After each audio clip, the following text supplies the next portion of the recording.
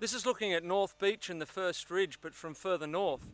On the morning of the landing, the 7th Battalion landed opposite here. There was a machine gun post on top of this little rise and apparently just wiped out guys in the boats, totally wiped them out.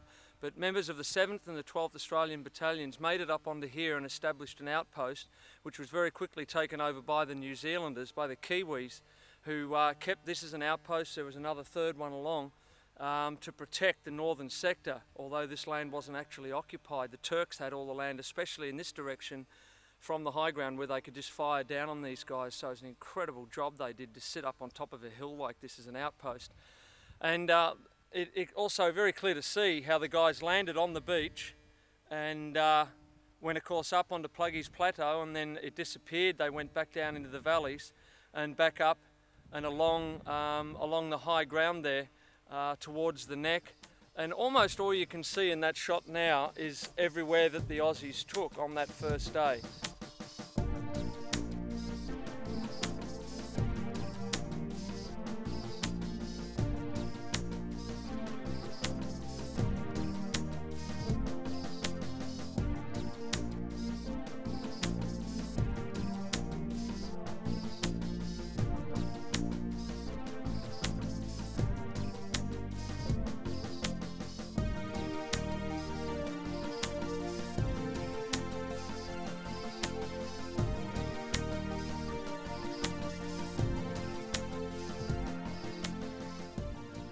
One thing I can say about this place is that it's exhausting.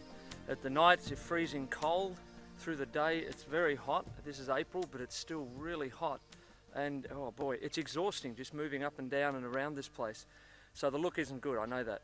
You know, interesting thing, when the Americans landed on the moon, the technology that they used, I understand, to get there was the development of what we now have as our PCs at home, our computers at home. It took the Yanks to go to the moon to develop the technology of what we have in our PC today. What's that got to do with here? Well, isn't it interesting that when we wear runners, back a few years ago, they used to be called sneakers, you know, the running shoes, sneakers. Where that comes from is that when they evacuated this place, right down, they came down through mainly this valley.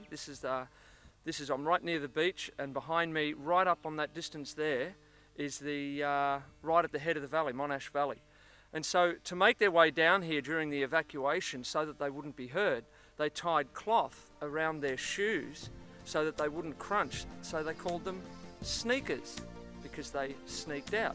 So it took Anzac to create the technology that we wear on our feet today.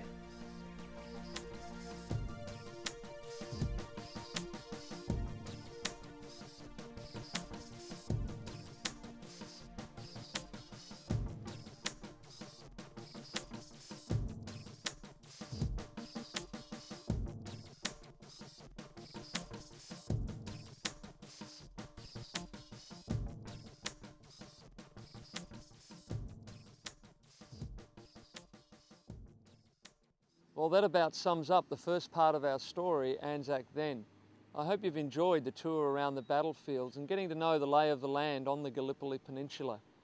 In the next part of our story, we're going to take a look at what it's like to stand on the shores of Gallipoli at the dawn service with 20,000 other Aussies and Kiwis. It's a wild experience, and I want to take you on that journey. And then also up the hill to the Lone Pine Aussie ceremony at 10:30 on the same morning.